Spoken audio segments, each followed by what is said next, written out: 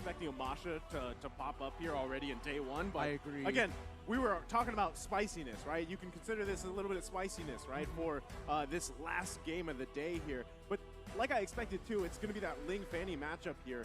Both teams have to be able to secure that early jungle pacing. And I got to say, for Kairi, it's going to be difficult because you got a Hilda across from you. Yes. And we know how much havoc a Hilda can cause. Not just, as well as the Masha. Yes.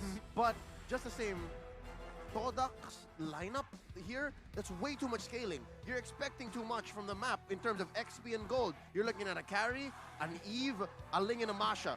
How are they going to make that work? Look, I think they have some kind of orthodox way to get through certain phases of the game that are really awkward for TODAK, but very clearly in ONIC's favor. So we're just going to have to keep our eyes sharp here.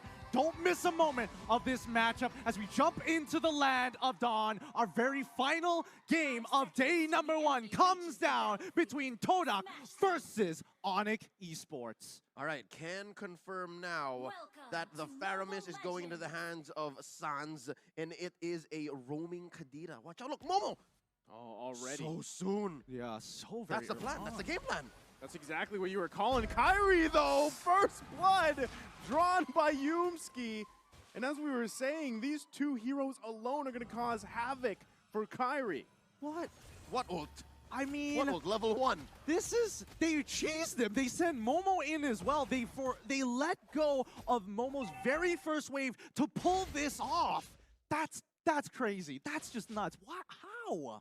How? It's all about the collapse. Again, Kairi is rocking the high and dry. He's expecting that there would be... I think that's what I was expecting as well. They're looking for some scale-in, looking for at least to build up some EXP and some gold to make this matter. But instead, they went the complete opposite. It's a total langar. Just bumped straight into the jungle. That's the idea. And even ONIC, they are a little bit more aware of what Yumski is trying to do, but Kairi is losing levels of time. Yeah, I mean, Yumski gonna be careful here if he can, but Kairi able to take the revenge, gets the kill.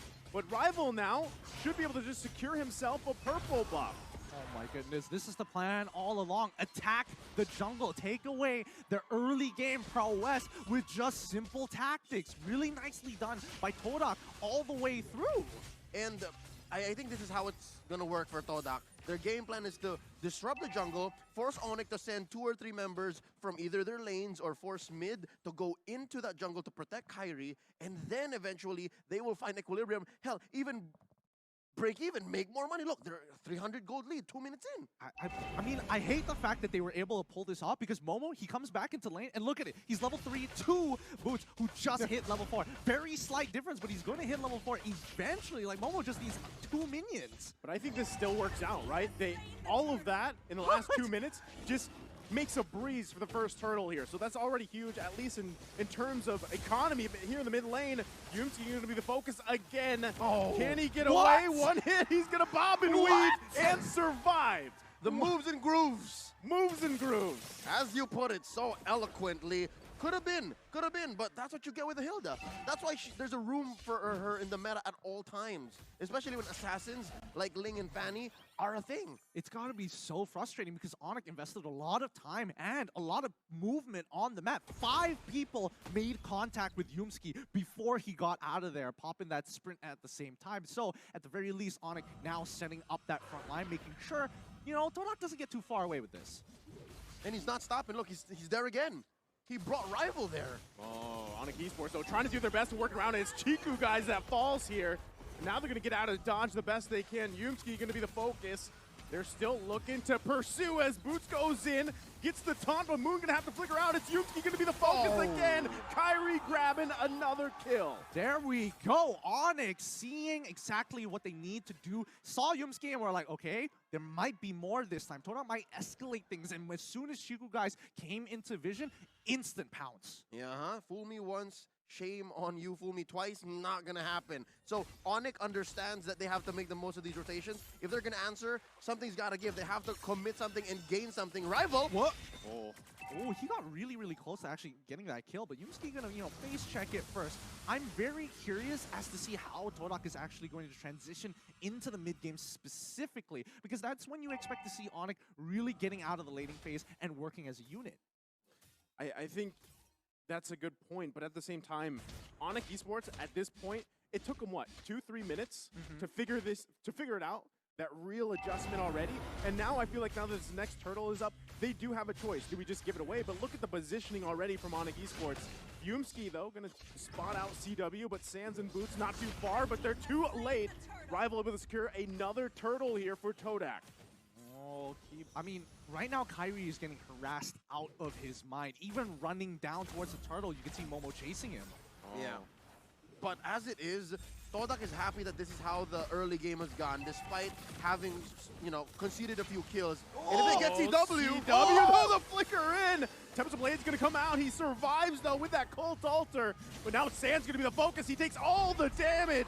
Moon grabbing the kill here under the Tier 1, Tier 2. That's what you buy with a hero like Moon, with heroes like Hilda and Masha on Momo and Moon's on Yumski. Again, Moon is, I keep mentioning Moon, he really hasn't left mid. Yeah, he really hasn't left mid. He's really accumulating the farm, and the rest of the team, including the side lanes, are pulling pressure, strangely enough. So that's how they scale up. You scramble the opponent so they can answer. Oh, no. Ooh. Close one. I was holding my breath. Yeah, same. So they can't answer on a conventional way, and then you just farm up. Look, it grew up to about 1,000 and change. Yeah, the bleeding has not stopped just yet, Yeah. but this is a comfortable position for ONIC, right? They still can actually get to the later stages and look for that big fight in the mid game. However, keep your eyes, especially from TODAK, the two ones who are carrying Moon, and as well as, Chiku, guys. Rival's not going to die. Okay, he gets out of there. All right. Weapon swipe up my forehead real quick. I think it's still working out, though, because Kyrie's behind in levels, right? Yep. He's level 7, Rival's level 9, and so objectively, you're going to have that advantage already in the jungler. So if they can continue that on, this might be a clean take for TODAK in terms of turtles, as the next one's going to be up in about 10 seconds here. But you can see them both fighting for space and position around that turtle pit. I was about to say, one key advantage that at least ONIC has is TW is ahead. TW is getting a lot of items, building up, but wait, no, underneath mid. Kyrie once again pushed out of the jungle here. So just like that, it is going to be a clean sweep of turtles. Momo, though, Sands able to pick up a kill with that Stampede. And there could be a small win here, but Yumski gonna fall as well. Kyrie able to get the killing spree, another kill for him in the jungle. Yeah, but they do translate into a turret down bottom, so eventually the farm will still keep rolling. I was saying, CW farming a little better than Chico Guys, but we can't count out Chico Guys. Chico Guys just has that weird killer instinct, can come on any time, in any way. He can be 0, 6, and 2 and still carry from there. And especially when you're on a hero like Harry, that's definitely something you have to be very wary of, even if you're as tanky as Boots. Kyrie's still getting harassed as always, but it's tough with the composition that TODAK has. Momo is not going to let him have fun, and neither is Yumski. Man, and just like that, I mean, there's turrets going down here. Finally, the second one in the game, both having one. So they're going to be working around with that space here, but still focus on the mid lane. Both these teams have the tools they need to win these small skirmishes leading up to that first Lord of the game. Looking at the items so far, it's looking pretty good for the side of TODAK, but even then, ONIC, as soon as they're getting their second as well as their third items, we'll see the table start to shift in their favor if TODAK loses that lead. Oh, look at this massive farm on both Rival and the Chico Guys. CW, though, I was wrong. CW's not farming as well as much. This is the first time we're seeing the item builds, and he just has Blade of Despair. That's trouble. Well, to be fair, he did get dove twice, one having to break his flicker, the second to death. So forcing him home. So yes, he's saving himself, not many deaths, but he's not staying in lane as long as much as he should. Yeah, the economy's not looking good. Oh! CW gonna have to flicker out to survive that. So still, total control here from TODAK on ONIC Esports purple buff, and just making it hell here for Kyrie to even get any buff. And the poking back and forth. Now it looks like TODAK's gonna go ahead and focus on the mid lane. The flicker comes in. Boots, though, working on Chico Guys. Can't get him as he falls here in the tier 1. Sand's gonna flicker out too. Turret falls down, though. Kyrie trying to unleash, able to pick up a kill, make it a double as Momo falls as well. Already, the tables are slowly starting to turn. The gears for ONIC Esports, making it so much more of a problem for TODAK. Boots, the shield of ONIC right now, must keep TODAK in check. So here's what's going to happen. If ONIC continues on this path, there is a window wherein they are ahead. There is a window wherein they will say where the fights happen and how they happen. But eventually, TODAK is going to have Yumski and Momo just diving up front, possibly Momo having his third Guardian helmet, and then he can just one-hit CW. Hell, maybe even one-hit Kairi. It's that scary when we get into the late game. So I'm guessing there's a time frame of maybe about 4 or 5 more minutes before that can happen. I think that's good timing as well. And you gotta point out the fact too, Rival has just had a chill game. This is the most comfortable probably game you can have on this Ling, right? You're 0-0-0, almost 10 minutes in the game. You're gonna be able to work on these objectives the way you want. Meanwhile, it's the polar opposite for Kairi. 5-1-1, but he's 3 levels down. But it's a good recovery though, given the early game, what happened in the first 2 minutes. But we can counter blessings as much as we want, but it's all about this purple. Who's gonna get it? Rival can Rival secure. They just got Lord! Yeah, I mean, again, Kairi has done a good job working back from this, but still, objectively, it's TODAK with that advantage. Like you guys mentioned, you have Momo and Yumski going to any... Actually, they can even split up each other if they want to, focusing on the back line, protecting the front, causing havoc here. And that's what we're seeing. It's tough for ONIC Esports. No, that's exactly it. TODAK right now are doing their... Well, I wouldn't even say it's a split push, but they are doing cross-map plays while Yumski or even Momo is distracting them by purple buff, knowing how important it is for Kairi specifically to get it. They know a contestation point, a choke point against ONIC. Yeah, the reason why the split is so easy for TODAK is because Yumski and Momo can just do whatever they want. They can face off against 3 or 4 members and still get out alive. So that's why all the rest of the members of TODAK are still farming elsewhere. They're pushing hard. They're going to get that taunt off, but still, it's only a turn that goes down. Kairi from the backside, though, can't get a kill. It was almost there, but he's going to fall here. Boots, though, going to fall as well. Chico guys take it out, but it's a 1-for-3 trade. And now TODAK knocking on the door of ONIC Esports. This is getting very sweaty already. One inhibitor has fallen. I was expecting maybe a second one here, but ONIC, they've got to be really careful here. They have to stop this bleeding now. That bottom lane inhibitor push is a leaking roof. That is permanent damage. Again, we were just talking about how Momo and Yumsi can go wherever they want. This makes it worse. You constantly have to send someone to clear that wave down bottom, or else you suffer a possible split push win.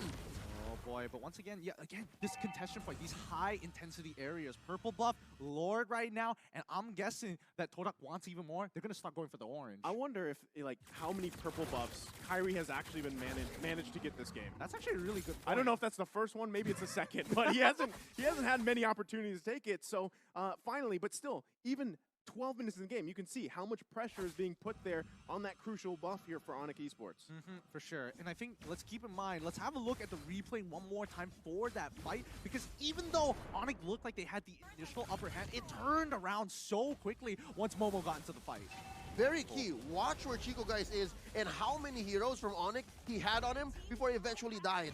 But do the math, folks. Do the math. 1-for-3. Take that trade any day. Any day for sure. But TODAK, with a 5.5k lead here, it's only going to be fruitful for...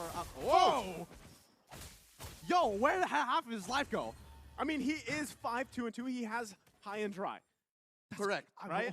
And then Rival was alone, so it makes sense. But like Rival's got like 10k on Kairi, who's like 3k down, and he's you also know 2 levels ahead of him. Yeah, you're 2 levels ahead. I would imagine you would do like a quarter at the very least. Could be the items, and again, I didn't see where Kairi came from. He was going at full speed, but could also be a factor as to how much damage he was dealing. Oh boy. All right. And then these Lings, they don't build any defense items at all. Oh, that's a good point. That is a good point. Just pop him, glass cannon. Well, let's see whether the glass cannon is going to be enough for this interaction. Yet again, purple buff going to be choked out here. ONIC Esports still fighting for it, but it's going to ultimately be taken away. Momo and Yumski doing exactly what we painted the picture here. Keyboy, though, waiting patiently, because now that the Lord is up, this could be a crucial pickoff if Keyboy can find it, as he waits patiently in that bush for now, but TODAK not even going to enter that area. Oh my goodness, is somebody going to check it?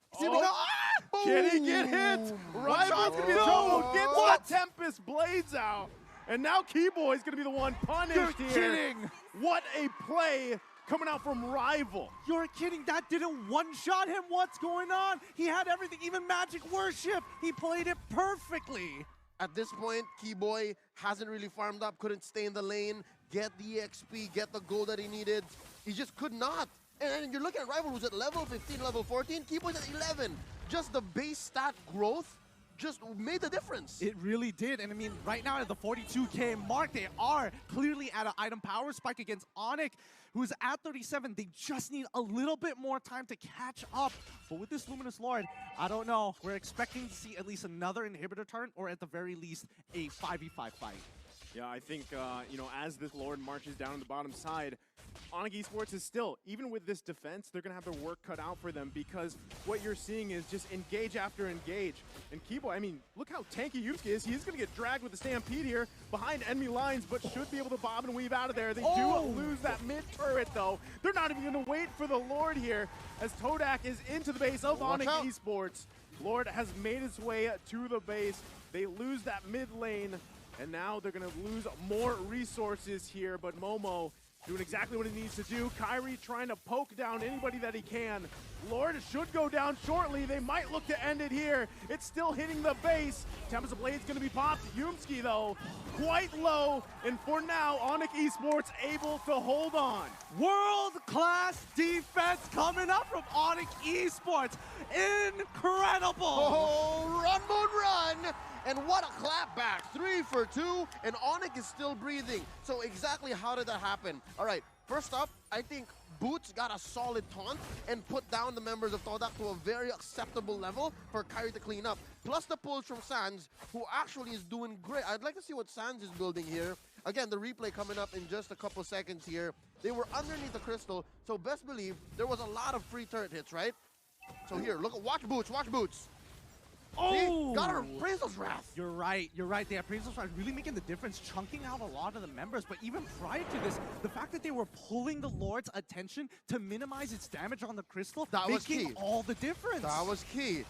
Oh, they're still going to be going for it. It's CW, though, that falls here to Yumski. Now Rival on the hunt for Sands. Can he grab the kill? Gets the Cold Altar down. Tempest of Blade's going to be popped here, and it's Shiku, guys. Taking out Kyrie. Going to flicker in and gets Keyboy as well. TODAK is looking to end the game here in a huge match for ONIC Esports. And now they're going to wait for that wave to come in. Rear road manipulation going to come down. Boots trying to do his best to stall out, but now the wave's going to be charging in. TODAK looking to end the game.